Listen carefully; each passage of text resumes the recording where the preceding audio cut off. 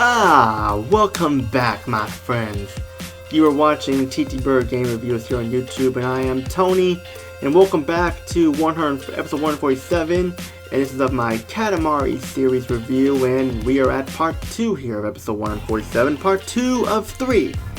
And I know you're anxious to see what's gonna happen in this episode, but we gotta like cater to the people who missed the first episode, so they don't feel left out here.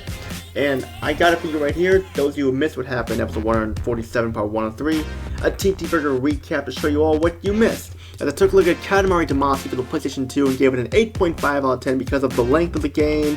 It just felt kind of somewhat short and everything, and like the voice acting in the cutscenes was not that good, and just like some problems with like the camera and stuff too when you try to turn the Prince of Cosmos around and try to situate the camera.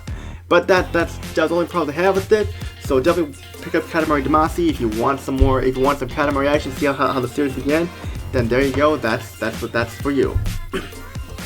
But now we're gonna zoom ahead to the year 2005 when we learned about a sequel coming up for Katamari, and it was exclusively to the PlayStation 2 once again. Once again, here we got it, and it's called We Love Katamari for the PlayStation 2, released in the year 2005, exclusively once again by Namco. Now, usually for a sequel, it takes everything from the first game and even fixes the problems and makes the game better. And does We Love Katamari do that? The answer is yes, it does for the most part. There are still a couple of problems there that I have to talk about, but we'll talk about that as time goes on.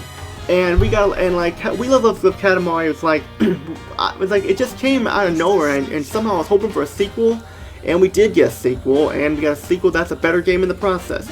You still do the same thing, roll up your Katamari with items to make it into a big clump to like make stars and other things and stuff, and it's still simple, mindless fun, and amazing once again like how a simple puzzle game like this from Japan could become one of the best game franchises ever made, and they did a great job with it and stuff, and Namco, you definitely should proud because you improved on the sequel a lot for the most part.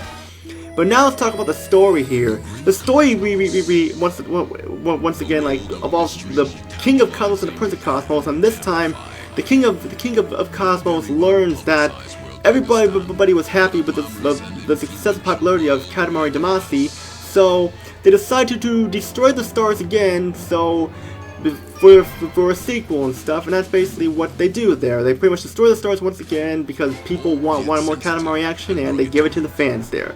It's a ridiculous story, not meant to be taken seriously at all. I mean, to be honest with you, I thought it was gonna be a simple rehash as like the last story, but I was wrong here. Like I was wrong definitely. It's like We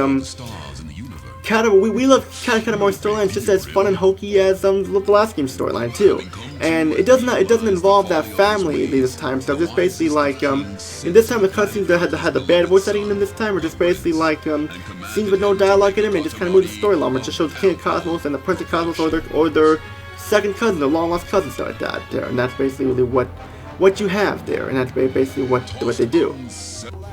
But I'm kind of drawn on there, and the story is awesome. Doesn't take it so seriously. That's what we do there. The game's graphics here are the same song and dance as before. There is a little more detail in like the environments of that because there is more variety in them. Like you're not just in a house or in a town or a world. You go a lot of places. You can go underwater too. Like you can go underwater. You can go on a racetrack. You go through more racing environment. More like puzzle solving. And you go through more environments this time to roll up your Katamari, making it as big as possible.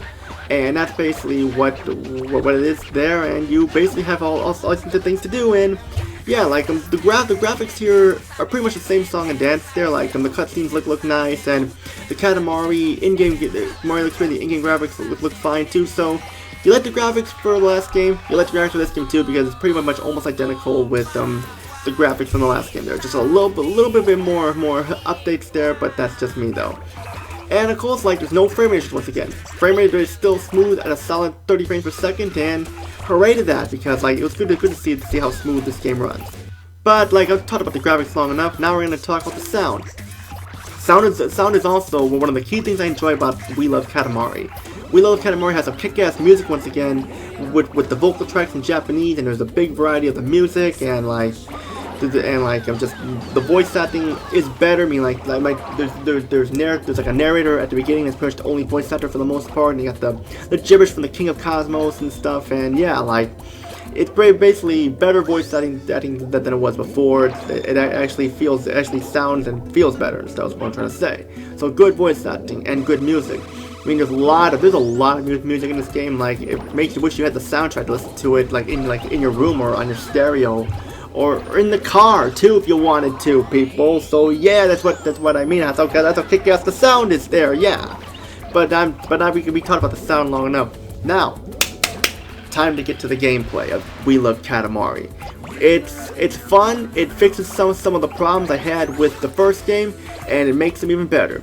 One new thing about this game is that you don't just play as the Prince of Cosmos. You can find some of the Prince of Cosmos' cousins, and once you find them and roll them up, you'll be able to play as them in the game, like cousins like Ace and Macho and stuff like that and stuff. And there's like about 10 or 15 cousins you can find, and trying to find them all is a challenge, but it is worth it in the end, because sometimes if you don't want to just play as a prince, here's your wish there. You can play as more Cosmos and stuff like that, Cosmo characters and stuff like that, other Prince of Cosmos and stuff. And of course, the King of Cosmos acts differently no matter which character you use. For the Prince of Cosmos, he'll call him dimwit and stuff like that, and with the Macho, he'll call him strong and gruff, and Ace will be I don't know if everybody would say the Ace and stuff, but yeah. It just basically adds more to this game. Like I said, more characters, and you can do more things to roll up in a big clump and stuff, and just they mention how hungry they get too when you roll the Katamari, and it actually does.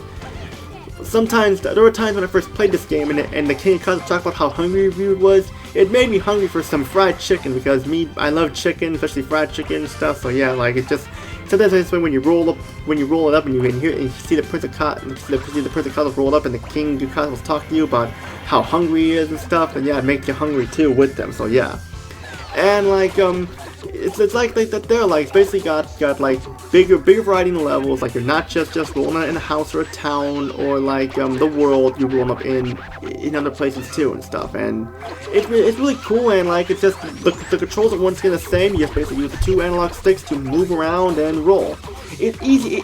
The Prince of Cosmos moves a little faster when you're trying to situate the camera.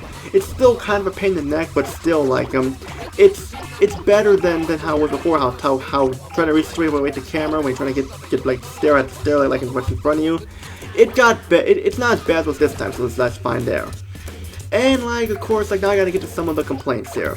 First off, once again, the game is short, only 3 or 4 hours, and you can go back again to improve your score and stuff. But beyond that, though, yeah, it's a short game, and just And another problem is, while it is cool to collect all these cousins, there's no differences between them. It would have been nice if one cousin was faster than the other, or one of them was able to pick up more items with the Katamari and stuff like that. It would have been nice, but they're all identical to one another and stuff, and that's just kind of a small nitpick there. But I'm not gonna really beat it to dead horse and stuff. And I also have to mention, when you choose a level this time, you're not just on one planet. You go around, talk to people, and they have missions and they know that they have missions. They tell you how you want their Katamari and stuff, and you impress them.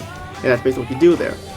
And that's basically all I gotta say about We Love Katamari. It's definitely an improved sequel over Katamari Democracy, and it improves on some of the problems that Katamari Democracy had. And in the end, we get a superb sequel, definitely with some people consider this the best game in the franchise, but I will tell you what my favorite one is later, once we wrap up all of them. So my final thoughts here are, if you like Katamari Democracy and you want more Katamari action and you can't get enough of Katamari, pick up We Love Katamari. It's worth owning in your collection if you want some more Katamari and you want to roll more stuff up in big clumps and stuff with your Katamari.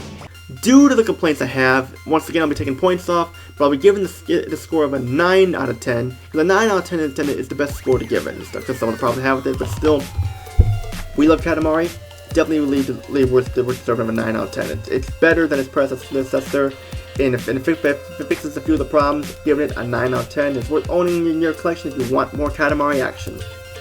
And that's it for this episode of episode 147, part 2 of 3. We got one more Katamari game, and like I mentioned before, I will not be touching Me and My Katamari or Beautiful Katamari kind of own the consoles that were on it and stuff, and I heard those Katamari games were not good.